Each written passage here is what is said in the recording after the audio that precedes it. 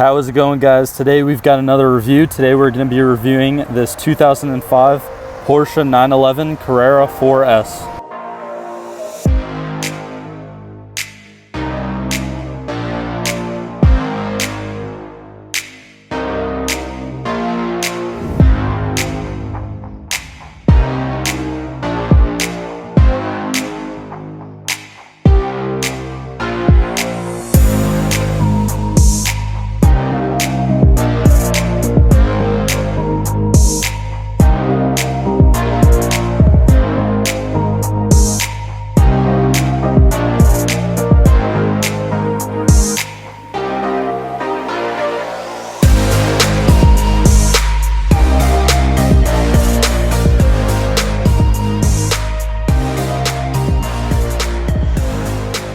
So before I actually get into the review, I did just want to mention that this Porsche 911 Carrera 4S is available at Bridgewater Acura here in Bridgewater, New Jersey on Route 22 West.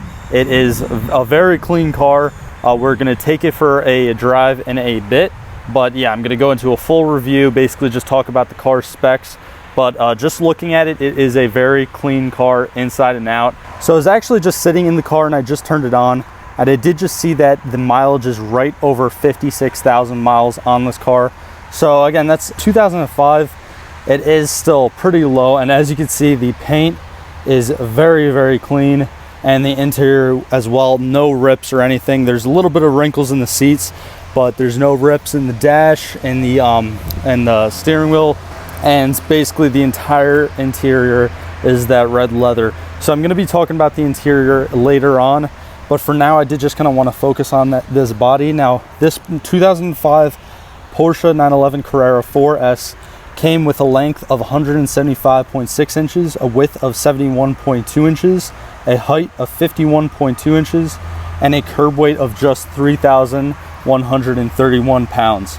Now, one thing that you do have to keep in mind when you're driving a car like this is that the ground clearance is pretty bad. The ground clearance from factory without any like lowering springs or coilovers or anything is only 3.8 inches. Now, going back to the paint, I don't know what factory paint color this is, but I do know that actually this model year, this Porsche 911 Carrera 4S came with 19 exterior paint options. Now, I did just want to mention that the suspension setup in this car is a completely independent suspension all the way around the car, and this car does have just regular traditional McPherson style struts. So now moving on to the wheel and tire setup of this car. This is basically just the factory setup. This 2005 Porsche 911 Carrera 4S came with 18-inch alloy wheels, and on the front it is wrapped in Continental Extreme tires, and in the front they are 225 by 40s by 18s, and in the back you definitely have a lot more rubber at 295s by 35s by 18s. And also looking at the brakes underneath this wheel setup, it does just look to me like the regular Porsche factory brakes. They do look like pretty big brakes, and I don't know the rotor dimensions, but you can see that they are drilled from factory. But it does look like a double piston setup in the front and a double piston setup in the back. Now, one thing while looking at the wheels I actually just noticed, which is pretty cool, is I don't know if you guys can see that on the caps here, on the valve stem caps, it's like a little baby Porsche logo. I don't know if that came from factory like that or if it was put on after the fact, but I still think that is a pretty cool like little detail about this specific Porsche. So this Porsche is a rear engine and rear wheel drive car, and in the back here we can see the 3.8 liter 4 valve per cylinder double overhead cam flat 6-cylinder engine. Underneath you can also see a K&N cold air intake. I'm not entirely sure what else is done to this car. I don't know if these tips do look factory, even though they kind of look weird in my opinion. I don't know why. It's kind of like 1.5 tips on each side. I don't know what's going on there, but you can see the cold air intake. I don't see anything else that just like stands out to me as like, I guess, aftermarket. I'm not entirely sure. I don't know much about Porsches. So if you guys see something, definitely let me know down in the comments below. But anyways, now I'm just going to rattle off the factory power numbers that this car does put down. So this car actually makes 295 foot-pounds of torque at 4,600 RPMs and 355 brake horsepower at 6,600 RPMs. Now, again, those numbers aren't super impressive, especially, you know, now in 2020, we're in the biggest horsepower war the world has ever seen. But you do have to keep in mind that this car does have a 3,131 pounds curb weight. So it doesn't need all the power in the world to really like throw you back in the seat. Now, in my research, one thing that I did find interesting is that I found out that, or I thought I found out that the only transmission offered for this year was the 6-speed manual transmission, but it actually turns out this car is automatic. So I'm assuming that it is a 6-speed automatic. I'm not entirely sure. I guess we'll find out when we take this out for a drive in a little bit. But I did just want to mention the stock fuel economy numbers for this car before moving on. So this Porsche actually makes from factory 16 miles per gallon during city driving and 24 miles per gallon during highway driving for a combined average of 19 miles per gallon. And it does have a fuel tank of 16.9 US gallons. So it has a range of approximately 270 city miles and 405 highway miles. So you can honestly like daily commute with this thing. I don't know how comfortable it is while driving. We're going to find out in a second. But it does have pretty good fuel economy. Yes, it is a 6-cylinder. It's not like a bigger engine, bigger V8. But it does have good fuel economy and it does push pretty good power from factory. All right, guys, so we are going to take this thing out for a drive in a little bit. But I did just kind of want to get in and show you guys just how the interior looks. And I have to say, this color interior is just absolutely stunning. And again, there's nothing that I can really see that like stands out to me as pretty bad. I see no rips in the leather. It looks like actually I don't know what this headliner is made of, but it's kind of like this soft material. At first I thought it was an Alcantara headliner. I don't think it is, but again, you can see that the entire interior is just that red leather. And in the headrest of the two front seats, you do have the Porsche logo in the seats. Like, that's really, really cool in my opinion. Again, the only bad thing I would say about this car, and this is just my opinion, I like manuals better, is that it is a automatic. But it does have a manual mode, and it does kind of have these, I don't know if you'd call them paddle shifters, but basically they're on both sides. So I guess you can shift up and down on both sides however you like.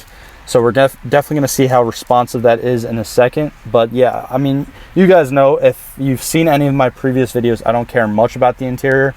But I do just want to say that this car does have really, really good, like, well-kept interior. So that's probably why it has kept its value for all these years. Another thing too, it does look like it has a Bose sound system. So that is pretty cool. But without further ado, guys, we're going to take this thing for a drive, and I'll show you guys my initial reactions. All right, guys, so now I'm actually with Victor. He's one of the employees here at Bridgewater Acura, and we're just going to take this Porsche out, take it for a quick drive. I'll show you guys like my initial reactions. So right there, we kind of just pulled out into traffic. He had it just in regular drive mode, and it kind of shifts like right past like 4,000 RPM, so it doesn't go too high. Were you like flooring it though, or were you kind of just like easing into it? Oh, easing into it. Yeah, because I know sometimes, like, I guess the different tunes or whatever, if you floor it, it brings the RPMs up a lot more. But I mean, honestly, this is super comfortable driving in. The seats are a little bit kind of tight, like they're a little bit more, I guess, performance based than comfort. But besides that, I mean, there's no cabin noise whatsoever. There's no rattling. There's no real plastic pieces in here because everything's leather. So even though it is kind of like, I guess, a little bit older, you don't have to worry about stuff cracking or fading. Well, I mean, I guess the leather could fade over time, but again, everything looks like it's been really, really well kept. So another thing too I did want to mention is that Bridgewater, if you are interested in this car, I will leave a link down below in the description to Bridgewater Acura. Again, huge shout out for them for letting me film this car today. And I think it is listed at a pretty reasonable price. I would say 56,000 miles is pretty low mileage for something that is a 2005. So now another thing too, we just kind of went over some bumps, and it's not extremely stiff. You can definitely tell the suspension is pretty stiff. So you definitely feel the bumps in this car. But again, if you're really kind of like trying to push it and take it to a track day, or even just taking it out for like a spirited drive, it probably handles corners so good. So now we're actually headed to kind of like a park, or like kind of like wood area that has a lot of twists and turns. So we should kind of like push it a little bit through the corners, kind of show you guys, I guess, my reactions to see how like this thing handles. Yeah guys, so now we're taking corners right now, and I mean the car is super responsive. I'm not driving it, so I don't have like, I guess, a full connection to it, but definitely just being in the passenger seat and like seeing how little the steering wheel is moving and how easily the car reacts, I could definitely tell it's very responsive. And the seats, I don't know if you can tell right now, but we're kind of like thrashing it around a little bit, and I'm just staying locked in. I mean, the camera's probably shaking a lot, but I mean, I'm just locked in with these seats. I don't know if I guess they're kind of like more like a bucket style leather seat. That's probably what Porsche calls them. They're not true like bucket racing seats. They are a little bit more comfortable, and they are power seats as well. So they're a little bit heavier than, I guess, a true stripped down racing bucket seat. But I mean, yeah, you can definitely tell this car handles corners amazing. We did some, I guess, a few rips in a straight line out on 22 before, and it does pull really good in a straight line, but you can tell this car is really at home with, like, you know, twists and turns. All right guys, so that's pretty much just gonna wrap up today's video. If you stuck to the end of the video, definitely be sure to leave a like, and if you haven't already, be sure to subscribe down below. It helps me out a lot. It's absolutely free. Also, I forgot to say, but I am wearing one of my shirts that I just came out with. I did just drop a few merchandise designs, some stuff with my logo. There's a bunch of products with my actual logo on it, and then I have like a Fast and Furious design, a GT500 design, an R34. I'm gonna be making a lot more stuff, like just car culture shirts and stuff in general, but that link's gonna be down there as well. But definitely be sure to check out Bridgewater Acura. Follow them on Instagram. I'll have a link in the description down below. And also be sure to check out their inventory, and if you're interested in this car, definitely contact them and set up an appointment. But like always guys, thank you for all the support, and until the next one, see ya.